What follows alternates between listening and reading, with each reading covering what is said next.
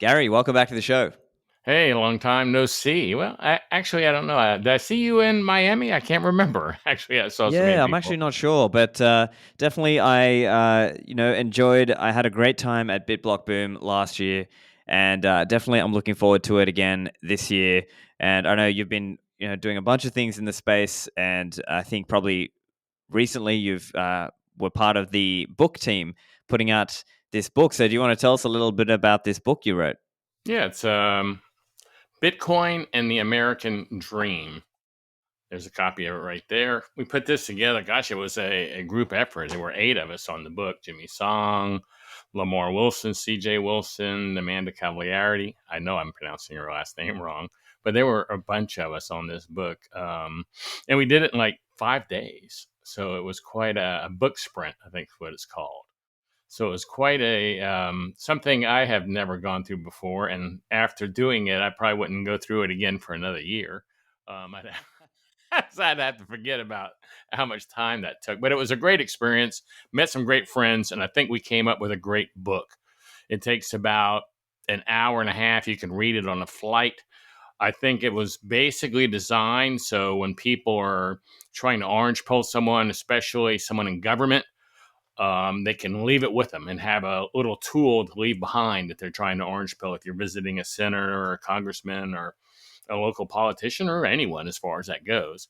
But it was specifically made for politicians.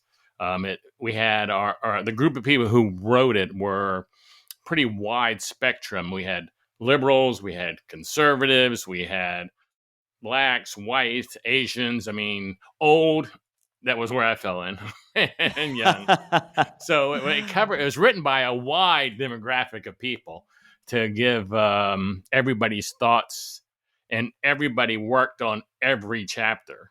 So it took was a lot of editing and re-editing and re-editing and re-editing to come up with the final book. But I think it's a great book. Everybody who I know that's read it has said it's a great book. And like I said, it's just a tool, is what it is, and it was designed to be a tool. I think CJ and Amanda and Jimmy, they're spending a lot of time with their BTC task force, calling on politicians and stuff, trying to orange pill, and they wanted something to leave behind, something so when they got through, they could say, "Here, let me leave this with you. This is something that you can read." And something that's not too complicated, they would go, well, I'm not reading that. That'd take me all week to read, so it was short and sweet and to the point on purpose.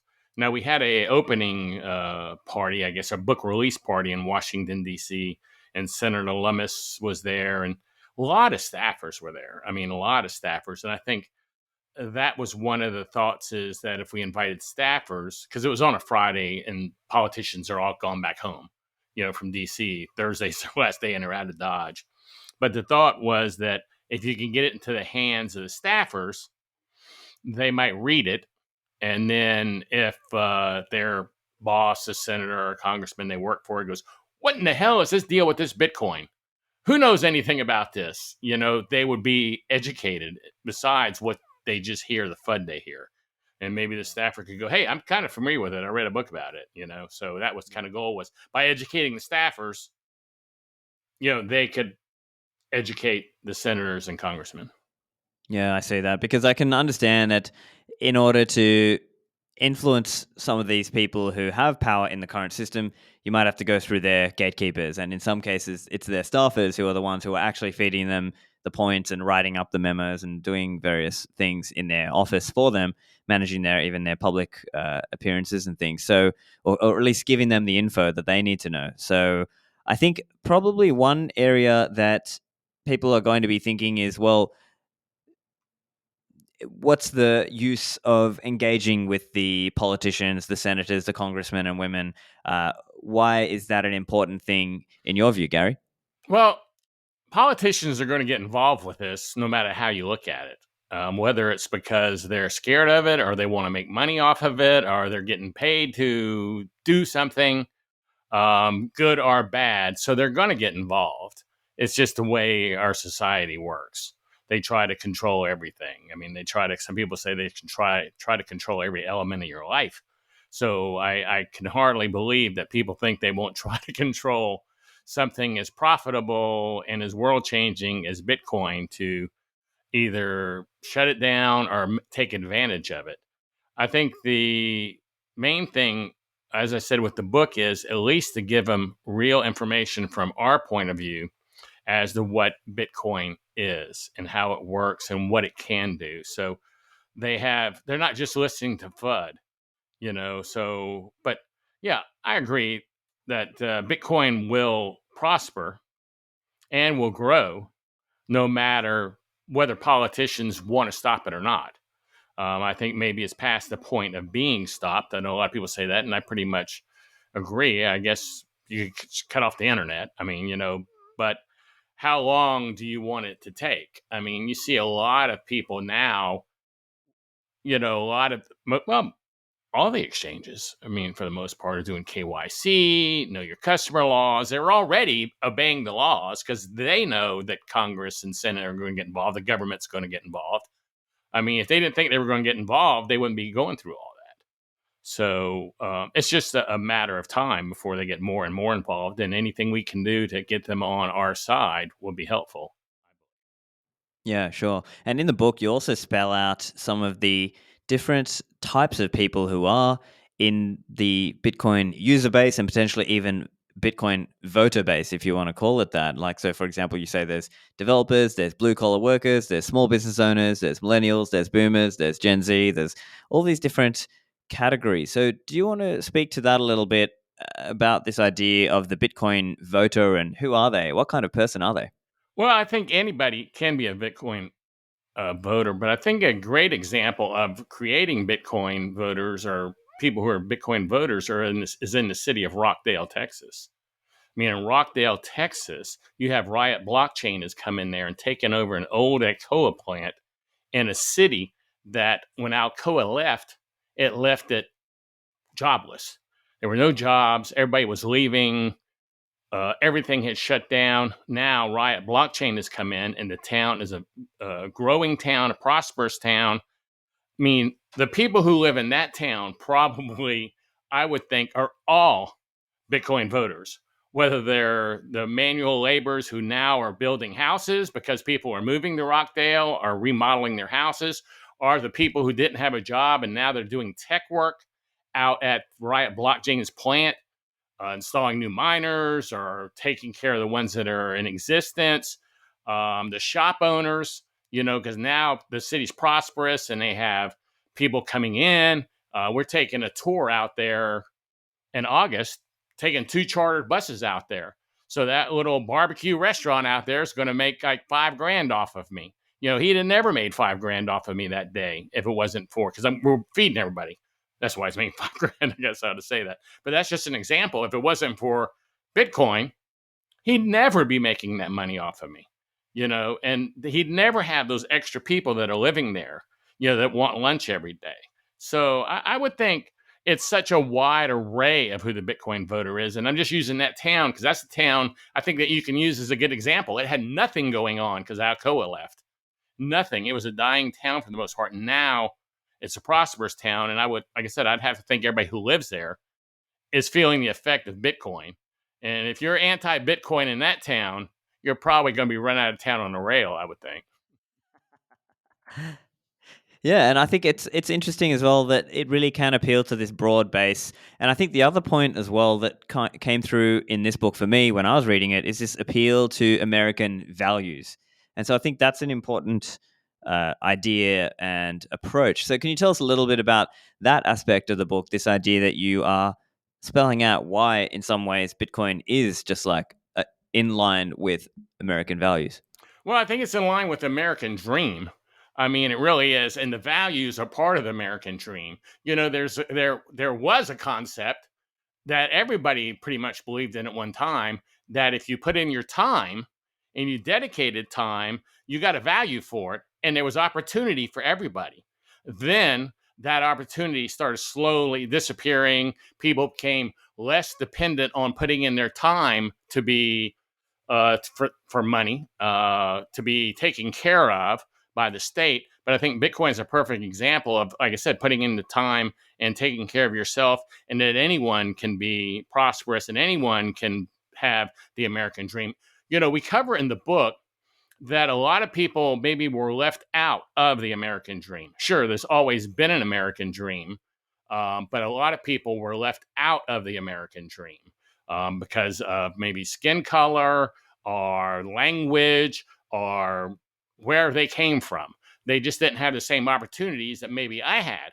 I grew up poor, but maybe I had an extra opportunity because I was white, spoke English fluently, very well, and was partially educated, where someone else wouldn't. Now, anyone, no matter what your situation is, can put money away in Bitcoin and realize the American dream. Let's face it, if you are a guy with 5 kids working at minimum wage, living maybe with another family even, you're in a pretty tough situation. You're not in the same situation I'm in. And if you walk into Fidelity saying, I want to start a retirement program, I got $10 a month I can put in that retirement program, just isn't going to happen. You can't save for the future, and you can't build wealth that you can pass down to your descendants, which is the American dream. I think not everybody, most people want to be successful and rich, but I think everybody wants to help their lineage, the people on their downstream, their kids, their grandkids, and would like to pass on wealth. And they'd love to pass on generational wealth. But that's never been the thing that a lot of people had an opportunity for. Now with Bitcoin, they do. Whether they can invest $10 a week, $5 a week, $10 a month, whatever. Like I said, there's nowhere else they can use that to invest and realize that American dream. Now they do for the first time, maybe ever. And no one can take it from them is the thing. As pointed out to me, this was a very strong learning experience for me between Charlene Federico and Lamar Wilson, our 2 Black contributors. I found out a lot of things that I didn't know about Jim Crow laws. I remember Jim Crow laws, but I never knew what Jim Crow laws were. When I was a little kid, I remember there were like white bathrooms and black bathrooms. I was like maybe 4 or 5, but I didn't see a lot of it. But I do remember that. But they told me a lot of things that had happened to Black communities where wealth had started being built. There was a city somewhere in Oklahoma, I believe, that they had the Black Wall Street, and wealth was being created, and it was all burnt down. The whole city was just burnt down, because of, I guess, white people being upset the Black people were doing good. I don't know. This was before my time. So now with Bitcoin, no one can take your wealth like they did then. You can build that wealth and no one can take it. And that's a big thing, that no one can take your wealth away from you. It can come and make you give it to them unless you give it to them. So I don't know if I think I did a dance around a lot of things there. Yeah, of course. And as you said, some of these do touch on social issues, things like, as you mentioned, Jim Crow laws, redlining, and things like this that make it hard for an individual to save or invest. And actually, this is another point I recall from the book. You were talking about the difference between a wealthy saver and the average everyday person, because the wealthy person can more easily access things like real estate investment, right, stock investment, even credit to access those kinds of investments. Whereas a person who is not a wealthy saver might not have an easy time with that. And obviously with Bitcoin, that's part of the message. It's all about stacking sats. It's all about holding your own wealth in your own hands. So I think that's obviously a strong message there also. I think one other point that probably some people are thinking is, and I'm just genuinely curious to see what you think as well, because it seems in the Bitcoin community, there's a sense of, we want Bitcoin to be this bipartisan thing, right? That we don't want it to just sort of become all one-sided. But then on the other hand, part of me is thinking, is that a wishful thinking, or is it like, do we see it like maybe one side of politics will see the point of Bitcoin more so than another? And will that have an impact on the way Bitcoin develops? And will it become a political football? I'm curious your thoughts on any of that.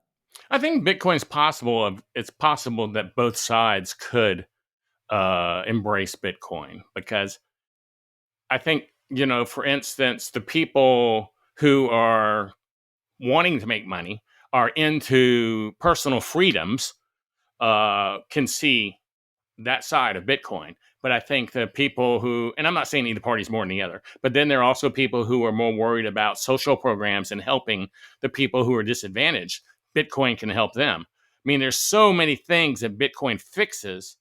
Of course, you're going to have people on both sides that are not in favor of it, but there are so many things that it fixes that I think it's very possible that both sides could finally get together on something and agree that Bitcoin should continue as is. Maybe I'm just hoping, but like I said, Bitcoin, this thing goes, Bitcoin fixes this.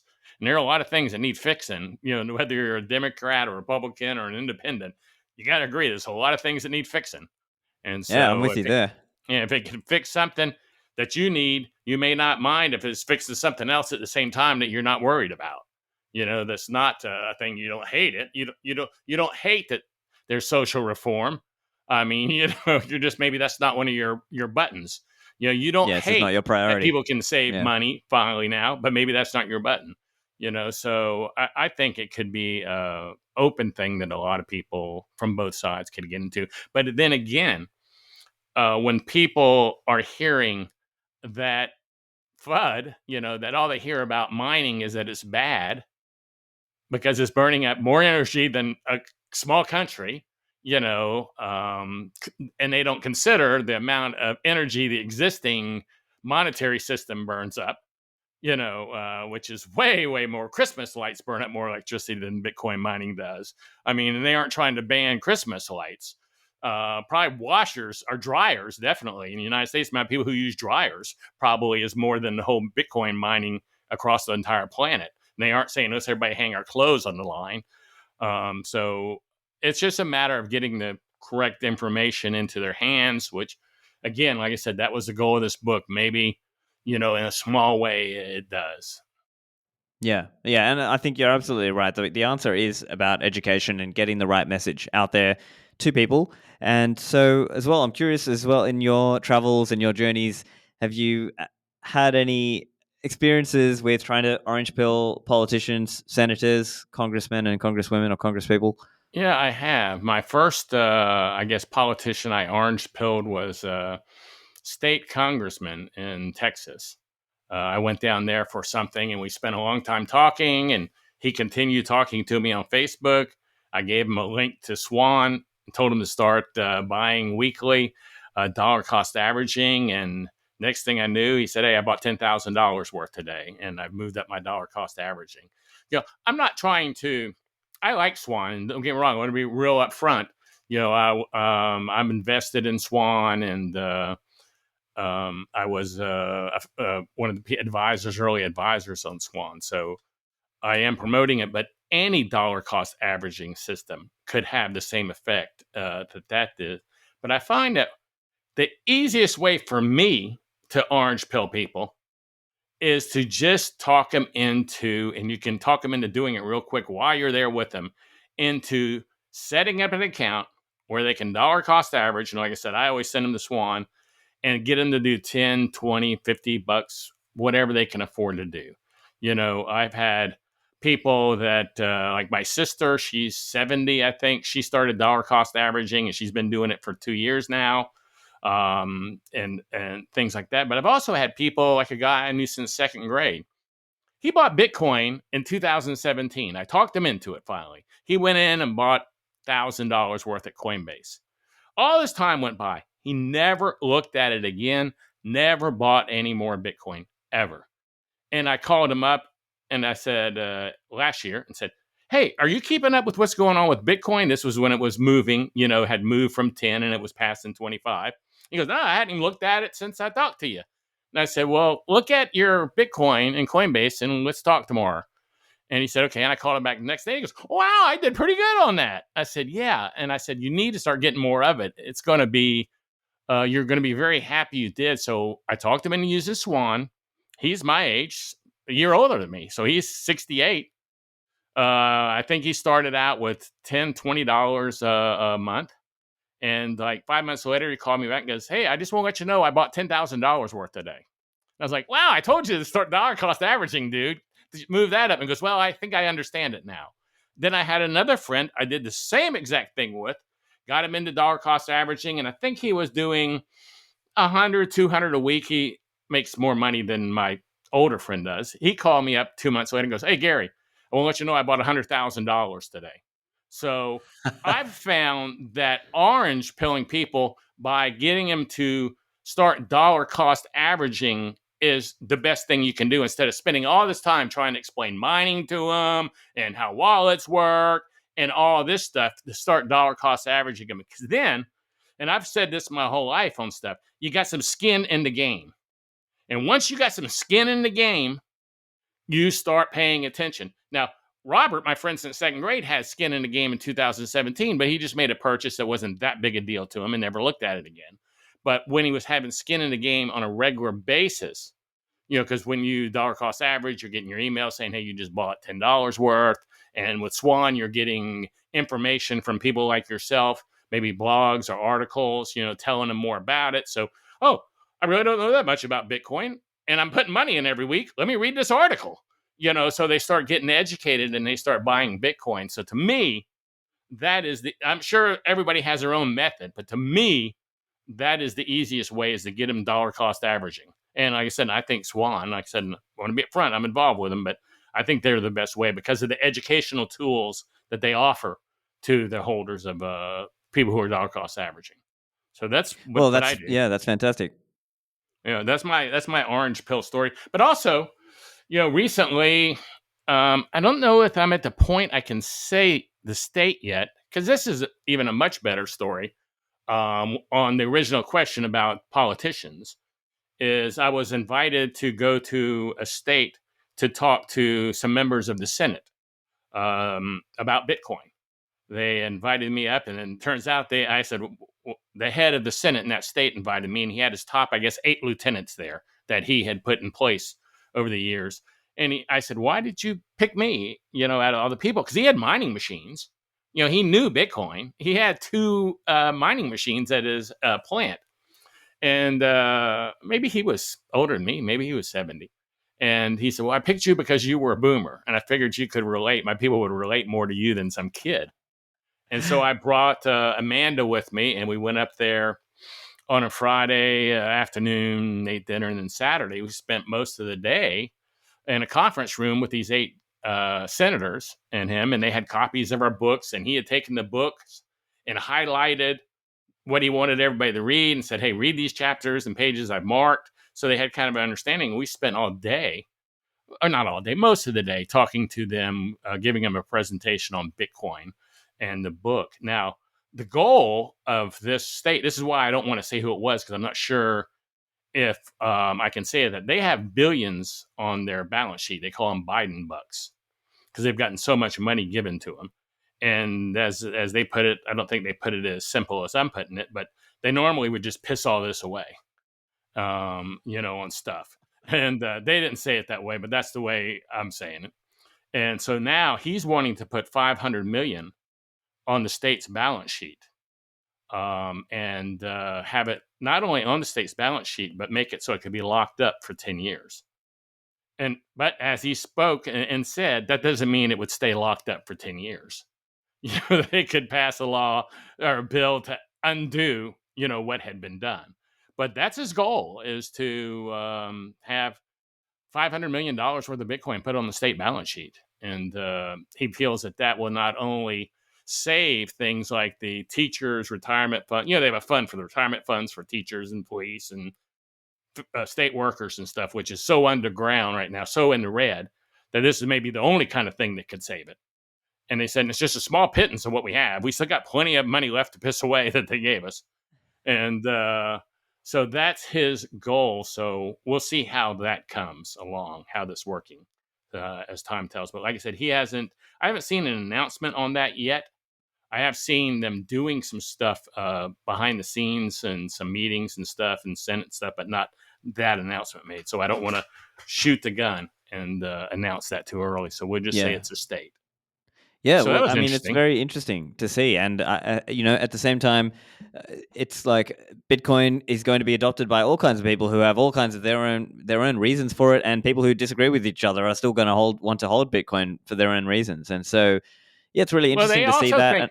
They think that it also not only saved that fund, they think it'll show that this state is in favor of tech and help make them a tech hub in that area. So they see a multi-purpose out of this. Yeah, maybe the financial part of it could save that fund, but maybe by moving into this would make them a tech hub or Bitcoin hub or whatever, and they would bring in jobs, high-paying jobs. So they're doing it for a dual foe reason.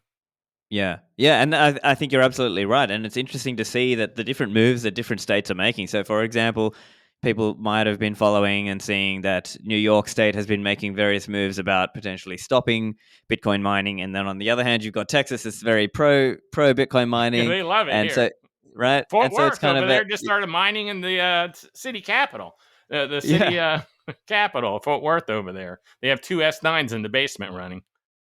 Yeah, so I mean, things start small and then they build up, really. So, and the messaging matters. That there are some states and some governments who are very pro Bitcoin, and then if they are holding some Bitcoin, they will also want to help grow the pie, right? They don't want to just send the asset down. They want the ecosystem to grow, more people to come into it, and so on. So it might help from that point of view, from a beneficial laws and regulations point of view, because as Bitcoiners, we obviously, what do we care about? We care about being able to hold our keys, being able to run our Bitcoin node, being able to do business with Bitcoin, being able to do Bitcoin mining. And so these are generally the things that Bitcoin voters will care about and want. And so anything that will help that aspect of it, it might be a useful point of view. And I'm curious as well, with some of these things around orange pilling an institution or a company or an organization, in some cases it starts with the individuals inside that company or organization, doesn't it? Yeah, it does. It starts with people who are working there actually, talking. And I mean, I've been working on the city I live in for a couple of years now. It's funny, I can go all the way up to another state to do this, but I can't make any headway here with the city I live in. So I'm really kind of at a stump there. But a city over here, 5 miles away, is moving on it. So maybe that's going to open. Over here in Fort Worth, just to be clear, and in Texas, there's a law in Texas, regulations, I guess I need to say, as to what a city can hold on their treasury sheet, on their balance sheet.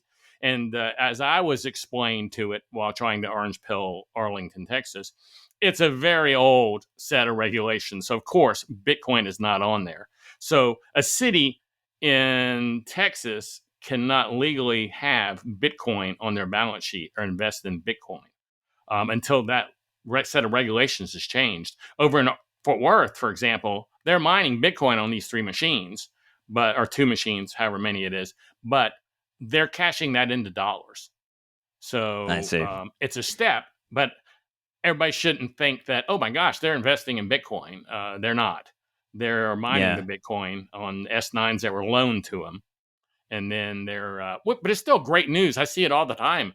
Fort Worth, Texas is mining Bitcoin. No one says, oh, they're mining Bitcoin, but they're selling it. So they're not stacking sats, but they are mining Bitcoin. So that is a Yeah. step. So until that law Yeah. changes in Texas or those regulations, like they can hold gold, they can hold stocks, they can hold bonds, blah, blah, blah. But of course, if it's that over law, Bitcoin's not going to be on it. Yeah. And that's But a good point somebody as well, inside of because there got them those machines.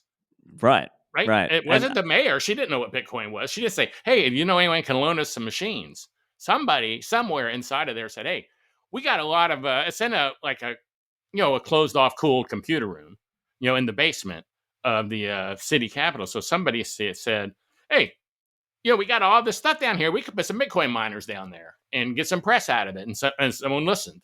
So you're right. yeah.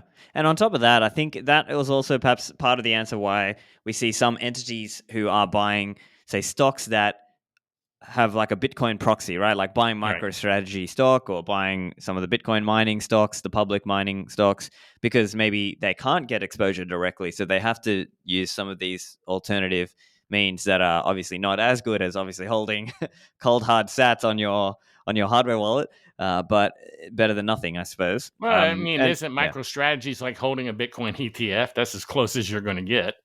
I mean, and like Michael says, Saylor says, if you're invested in that company, you aren't surprised at what's happening. You're invested because you want to be invested in a company that holds that much Bitcoin. That's the only reason you're invested in MicroStrategies now. He's had Bitcoin on his balance sheet so long, it's not like it's a surprise to anyone. He's got Bitcoin? I'm out of here. So, Yeah, and I think yeah. everybody got a chance to get out of there before it even happened.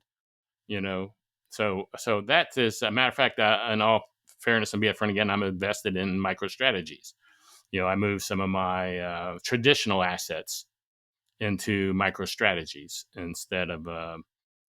My wife won't let me put all our money in Bitcoin, even though we've got a fair amount. So I've like snuck it around, and it's still in my Ameriprise account, but some of it's in MicroStrategies now, and Marathon and Riot blockchain, and things like that. So I'm pretty much all Right. in on Yeah. Different Bitcoin, ways to get except my exposure.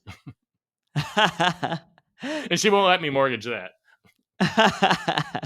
Yeah, no, I can understand. I think it's the mortgage your house or only rent. It may be a young man's game for that, as Yeah. opposed to yeah. But I think part of it also is growing the Bitcoin scene, and as we mentioned, it's getting those individuals into Bitcoin, and then they will then often get their institution or whatever thing they're working with into Bitcoin also. And so, part of that is books, podcasts, material out there, and part of that is events as well. So let's chat a little bit about BitBlockBoom. I love the conference, and maybe you can give us all an idea of what's coming this time around with BitBlockBoom. Well, BitBlockBoom has really taken off this year. This is our 5th year. It's always been in Addison, Texas, which is a subdivision or a neighboring city of North of Dallas. It's up in North Dallas area, and we've had a very successful event over the years. People love it. I mean, that come. It's not like anyone. I don't have a lot of people go, man, that really kind of sucked. I mean, everybody loves it and talks highly of it. I just tried to put together the kind of Bitcoin conference I wanted to go to. And now this year we've moved to Austin, Texas, which is, some people say different places are different kind of hubs. Like, for instance, I think Miami is a cryptocurrency hub, but I think Austin, Texas is the Bitcoin hub. I mean, that is the hub of Bitcoin. So we moved it to Austin, Texas, because I started studying the conference to make it better. And, if you were to rate a conference on a scale 1 to 10, you'd have different categories like the speakers, 1 to 10, the entertainment, 1 to 10, and one would be location, 1 to 10. And Addison was a 4 or a 3. Now I've got maybe a 9 going to Austin, Texas. And it's really shown these sponsors have really jumped on board. So have the tickets we sold, by far more tickets than we've ever sold before. So that's where we're at on the conference itself. Now, the conference, I've done kind of like a buffet. Not many people do a buffet method conference like I do. The people who work for me hate the buffet method because it makes check-in really hard. But you don't have to buy a full conference ticket at BitBlockBoom. You can buy what you want to go to. There's events Thursday, events Friday, events Saturday, events Sunday. And you can buy a Pro Pass and go to everything. Or you can say, hey, you know what? I only want to go to the Saturday conference day, where all the speakers are, and we have a big casino party that night that we did last year for the first time, and people loved it. But you can say, we're doing that again, but you could say, I just want to go to Saturday. That's all I want to go to. And the Saturday ticket will get you into the workshops on Friday. So actually it's like a day and a half ticket. But then we have a party Saturday night. I throw pretty good parties. You've been. Oh, for sure. Yeah. So Saturday night, that party Saturday night costs like almost $50,000 I'm having. So I throw a good party. So we're having a party Friday night. So you could go, okay, I want to go Saturday, Friday, and Friday night. Or you can say, heck, I'm getting there for the workshops that are on Friday. I want to go to the welcome to BitBlockBoom party Thursday night. Or you might be, your flight is on Sunday at 4:00 in the afternoon. You can go to BitBlock brunch for one more shot. So you can absorb as much of my conference as you want to absorb. It makes it, sometimes, like I said, it makes it for the employees hard. They're all like, come on, we just need one ticket. It's a lot easier if we just have to check them in for one thing, but because we've got to have check-in everywhere where people are registering, and getting their badges. But it's a Bitcoin-only conference. That's all we talk about is Bitcoin. The vendors are notified. They've already been notified. Anyone that's a sponsor has a table. They can't show anything at their booth that's not Bitcoin. And by that I don't say I mean any cryptocurrency they can't show.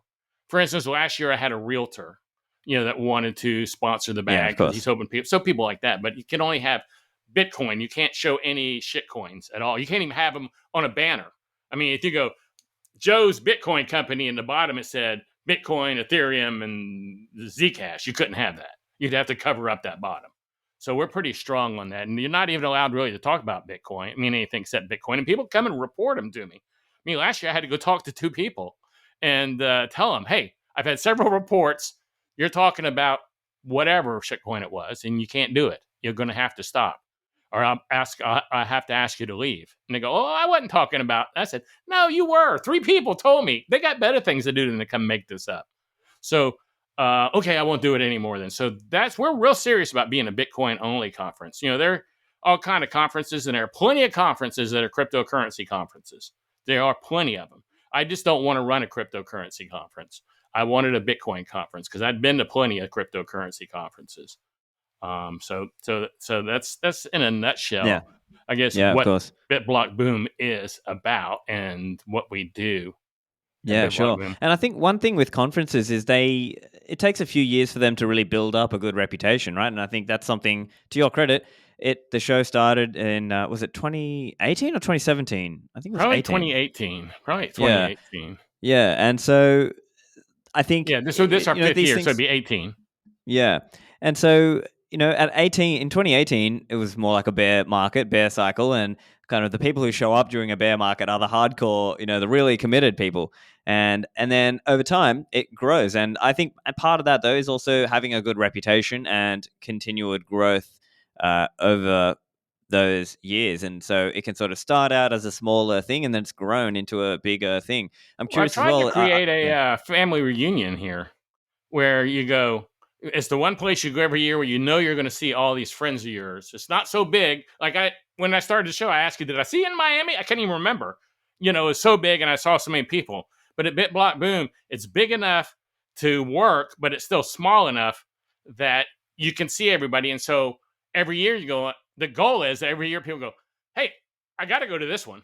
This is where I see everybody at. This is like my family reunion. And that's what I'm trying to create here is the atmosphere. And, and during the event,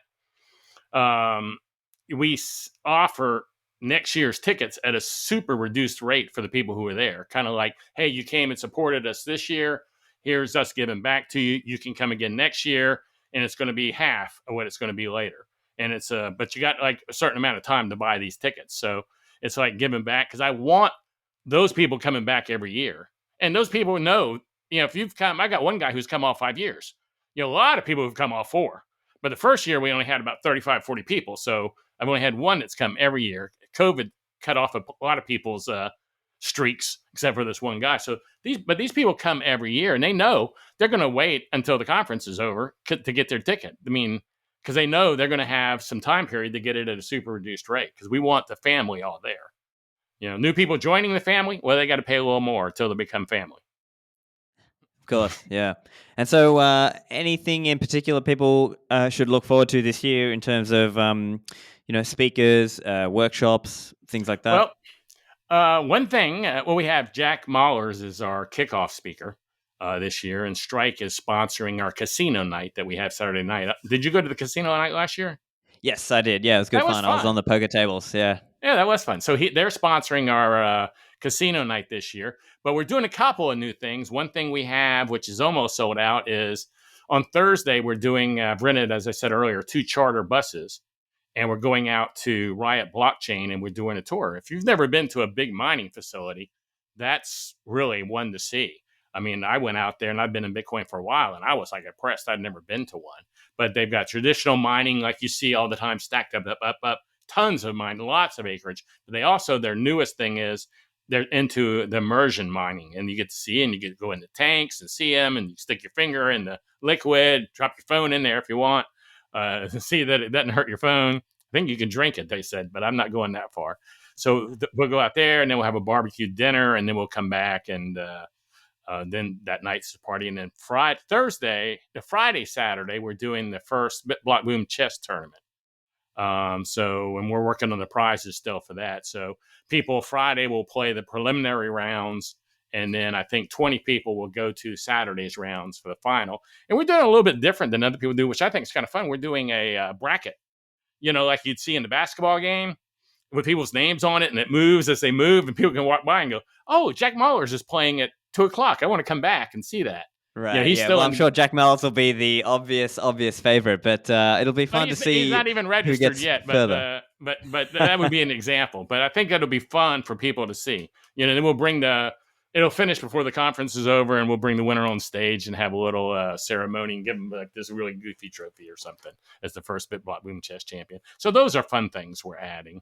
The conference itself, one thing about my conference is that a lot of conferences you go to, people speak 45, 50 minutes. They work on hour clocks basically, and there's a little break. I work on, as you know, 25-minute clocks for speakers. Then there's 5 minutes for questions. I found myself as a speaker at a lot of events. Sometimes I'll speak, and I don't know if everybody does this, but I'll do my whole thing, show, and I'll practice it, and I'll look and go, shit, that's only 40 minutes. I got to add some more stuff to this. And then I said, well, why don't we just do it the opposite way and go, wow, that's 35 minutes. I got to get rid of 10 minutes worth of filler. And so my sessions are quick. 25 minutes for talking, 5 minutes for Q&A. Reason only 5 minutes. These people are there all day. It's not like they flew in just to speak and they're leaving. They're probably going to be you probably met them at the party last night. You'll see them at the party that night. And then what that avoids is, how many times have you been to a conference, Stephan, and you said, man, I wanted to see Joe and Tom, but they both spoke at the same time. Stops that from happening because they have one room with as many speakers in it as people would have with two rooms. So I think, and then people who are speaking, they come out of the audience because they're sitting there listening to the sessions too.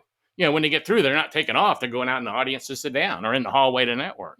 So it's Yeah, and I really think that's a good point as well around the vibe as well, because some conferences it is very like that big name speaker will just come in, they'll do their thing, and then just leave, and there's no chance to actually interact with the audience and just the people who came to see that person. And so, yeah, I definitely find that with BitBlockBoom, you actually get more of a chance to actually interact with the speakers because they're in and around the conference. And so it is a different vibe. So that's definitely something I've noticed that's really good about BitBlockBoom and the vibe that's created.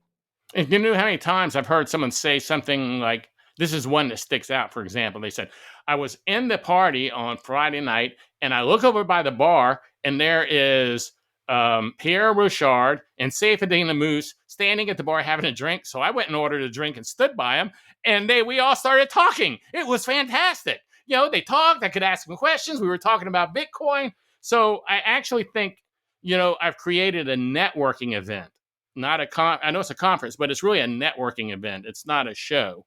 It's an event where you go to network. I have networking events at nights and the daytimes, but everything I do is around networking rather than, if you go out in the hallway, and I know you have because you were there last year, if you go out in the hallway while someone's speaking, there may be as many people standing in the hallway as there is in the conference room because they're all standing there networking. They're all standing there wanting to talk, and they're going, yeah, I know what Joe's got to say up there. I don't want to hear that again. I'd rather meet and talk with you guys I don't know and meet some more Bitcoiners. So it's, I'm kind of proud that it's become a networking event. But like I said, I tried to create a conference I would want to go to, and I never go in conference rooms and watch conferences. I always hang out in the hallway. Yeah, right. That's a Yeah. common thing with Bitcoin conferences as well. Is people say, "Oh, look, it's all going to be live streamed. I can watch it later. I won't get the chance to meet these people other than this event." So definitely, I've seen that also. I'm looking forward to it. I'll be bringing my wife along as well, and so that'll be really fun. A good chance to meet everyone again, and hang out, and just I'm really looking forward to it. Well, I've also made a discount code for you or your people if they are interested in anything. If they use the code word Livera, they'll get 10% off their ticket. So I do want to make sure I mention that for them. Yeah, fantastic. Yeah, guys. So bitblockboom.com, code Livera, and I'm looking forward to the event. And Gary, anything else you want to leave the listeners with? Well, if they are interested in the book, go to bitcoinandtheamericandream.com. I think you can buy hardbacks, paperbacks, and Guy Swan is doing the audio version. So that should come out in Audible soon. If you want to follow me, I'm just Gary Leland. I'm Gary Leland everywhere, though, I think. So just Gary Leland. Not a lot of people have an old boomer name like me. Hey, you got in early, Gary. But thank you again for joining me, Gary. Hey, thanks for having me. I really enjoyed the conversation. And I look forward to seeing you at BitBlockBoom. Maybe I'll see you in Austin or something before then. Who knows?